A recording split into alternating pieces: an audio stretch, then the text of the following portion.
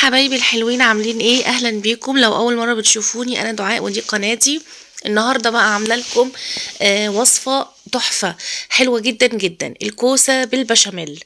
الكوسه بالبشاميل من الوصفات اللذيذه الجميله اللي ما بتاخدش وقت ولا مجهود، وعلى السفره بيبقى طبق حلو جدا جدا، مفيش حد بيختلف عليه. طعمها حلو جدا، اللي ما جربهاش واللي ما يعرفهاش بجد حلوه قوي.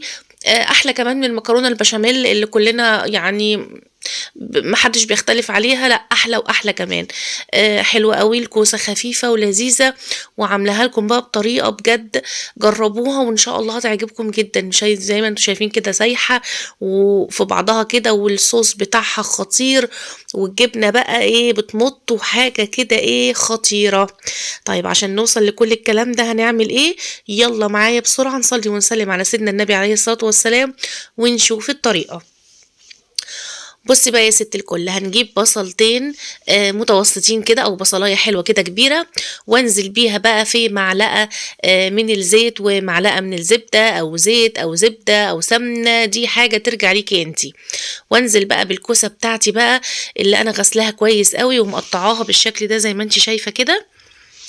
وبعد كده بنزل بقى زي ما انت شايفه كده الكوسه والبصل، واديهم تقليبه مع بعض لغاية ما الكوسة تبدأ تدبل معايا بالشكل ده. انزل عليها بقى بالملح والفلفل الاسود ورشة من السكر، وبعد كده ارجع اقلب تاني لغاية ما الكوسة تبدأ معايا تدخل في التسوية، البصل ياخد لون زي ما انتم شايفين كده، لون خفيف، والكوسة هتبدأ تستوي معايا 3/4 تسوية.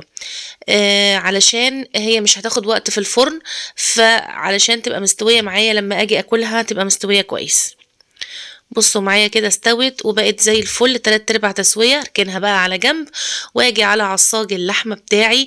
عايزة ربع كيلو من اللحمة المفرومة، وعندي بصلتين متوسطين، ومعلقة كبيرة من صلصة الطماطم، وعندي معلقة صغيرة من الثوم المفروم، وفلفل ألوان أحمر وأخضر وأصفر، وعندي كمان البهارات عبارة عن رشة سكر، وطبعا الملح والفلفل، ونص معلقة من الكمون، نص معلقة من الكزبرة، ورشة حبهان باودر، ورشة قرفة، وشطة حسب الرغبة. هنروح بقى على البوتاجاز، معلقة كبيرة بقى من السمنة أو الزيت زي ما انت عايزة، وانزل بقى بالبصلتين بتوعي المفرومين، وافضل اقلب في البصل لحد ما يبدأ يلون معايا بالشكل ده.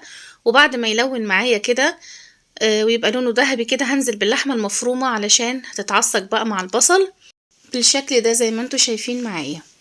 اللهم صل وسلم وبارك عليك يا حبيبي يا رسول الله. وافضل بقى كده اقلب في اللحمة المفرومة مع البصل علشان اللحمة كده تاخد من طعم البصل وناخد منها احلى طعم. بعد بقى ما اتقلبت معايا وابتدت كده تدخل في التسوية، بنزل بالفلفل الالوان.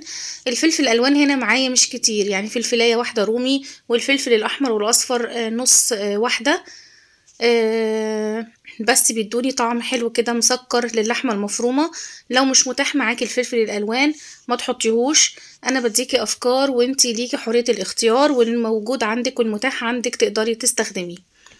بعد كده بقى هنزل بالثوم المفروم، هو كمان بيديني ريحة حلوة قوي قوي مع عصاج اللحمة، ومع الكوسة بالبشاميل بالذات كده بيديني طعم حلو جدا جدا. وافضل اقلب بقى كل الكلام ده مع بعضه كده، وانزل بقى بالبهارات اللي معايا. ونسيت اقول لكم ان معايا كمان نص معلقة من البابريكا، وبعد كده بقى بضيف معلقة الصلصة. هطعم لي كده اللحمة المفرومة وتديها لون حلو كده، علشان يبقى الطاجن معايا شكله كده وطعمه حلو جدا. بس كده قلبت كل المكونات كده مع بعض بالشكل ده زي ما انتوا شايفين، وكده بقى خلاص عصاج اللحمة بتاعنا خلص وطعمه في منتهى الجمال. عايزة اقول لكم الريحة بجد حلوة جدا جدا جدا جدا، نفسي تبقوا معايا كده وتشموا الريحة. وكده عصاج اللحمة بتاعي خلص، اركنه بقى على جنب واروح اعمل البشاميل. بروح على البوتاجاز بقى وبحط معلقتين كبار من السمنة او الزبدة، وبنزل عليهم بالدقيق، معلقتين برضو كبار من الدقيق، وافضل اقلب بقى في الدقيق مع الزبدة كده او السمنة لغاية ما الدقيق يبدأ يدخل في السوى، علشان ما يبقاش مديني طعم ني كده في البشاميل. اول ما يبدأ معايا كده ايه زي ما انتوا شايفين كده اقلب فيه لحد ما يبدأ معايا انه ما ياخدش لون، بس احس ان هو استوى معايا، اخد وقته كده على النار. بس بالراحة بقلب وعلى نار هادية، وابقى حريصة انه ما ياخدش لون علشان البشاميل يفضل لونه ابيض وحلو معايا. وبعد كده بنزل عليه بحوالي لتر من الحليب، وكمان اللي هيديه بقى طعم حلو قوي للبشاميل مكعبين كده من الجبنة الكريمي. انا هنا كان عندي جبنه كيري حطيتها، بس لو مش موجوده عندك اي نوع جبنه كريمي، حطي مثلثين جبنه او قطعتين من الجبنه، بتودي كده البشاميل في حته تانية خالص، بتديله طعم حلو قوي قوي. لو متاح عندك كمان كريمه من كريمه الطهي وحطيتي برضو شويه، حوالي ربع كوبايه كده ولا حاجه، كمان بتودي البشاميل في حته تانية خالص خالص، بيبقى طعمه بجد تحفه. بس كده باقعد اقلب فيه زي ما انت شايفه معايا كده لحد ما يبدا يدخل في الغليان كده، ويبقى قوامه بالشكل ده زي ما انت شايفه معايا كده. البشاميل جهز معايا وكل حاجه جهزت، هبدا بقى في ان انا اركب الطاجن بتاعي. زي ما انتم شايفين حطيت كده في قاعدة الطاجن كبشتين حلوين كده كبار من البشاميل، علشان يبقى الطاجن كده صوصي كده ومليان، عارفين كده غرقان في الصوص كده وطعمه حلو قوي. وبعد كده حطيت نص كمية الكوسة، والكوسة اللي معايا دي على فكرة كيلو من الكوسة. وبعد كده حطيت فوقيها اللحمة المفرومة المعصجة، وحطيت كده شوية بقى من الجبنة الموتزاريلا عشان تسيح بقى وتمط كده وايه، تدي طعم حلو قوي، وشوية بشاميل. وبعد كده هحط بقية الكوسة اللي معايا. الكوسة عايزة اقول لكم لما قلبناها كده مع البصل ادت طعم حلو جدا جدا، احلى من انك تحمريها. في ناس بتحمرها، بس جربي الطريقة دي وان شاء الله هتعجبك جدا جدا.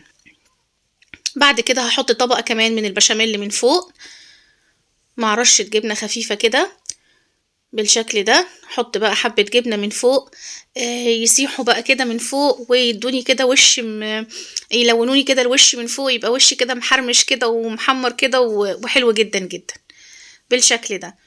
والفرن بتاعي يكون جاهز، وادخلها على فرن على درجة حرارة متوسطة علشان الكوسة تكمل التسوية بتاعتها في الفرن. الفرن ما تكونش سخنة قوي قوي علشان البشاميل الكوسة تاخد وقتها وتستوي معايا، هي مستوية 3/4 سوا علشان تكمل بقية التسوية بتاعتها. وهيطلع الطاجن بالجمال ده زي ما انتوا شايفين، بجد خطير. اللي ما جربش الكوسة بالبشاميل يا جماعة حقيقي فايته كتير. جربوها، التجربة فعلا تستاهل وهتاخدوا طعم خطير. زي ما انتوا شايفة كده الطاجن كمان البشاميل اللي بقى ايه سايح كده وحلو جدا جدا. انا طبعا بغرف وهو سخن مولع لسه طالع من الفرن.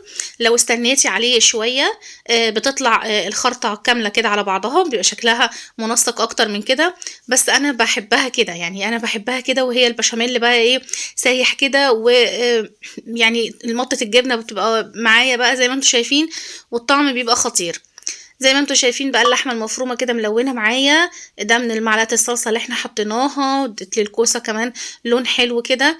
الكوسة معايا ما اتهرتش، بالعكس مستوية مستوى مظبوط جدا، طعمها في منتهى الجمال. جربوها وان شاء الله هتعجبكم جدا جدا جدا. ويلا بقى ما تنسوش اللايك والشير والسبسكرايب وتفعلوا الجرس عشان يوصلكم كل جديد من وصفاتي على القناة. ولو عايزين اي وصفة قولولي في التعليقات وان شاء الله هعملها لكم.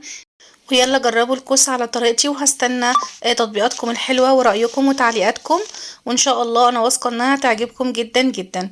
ويلا باي باي، ونتقابل في فيديوهات جاية كتير مع بعض ان شاء الله. يلا باي باي يا حبايبي.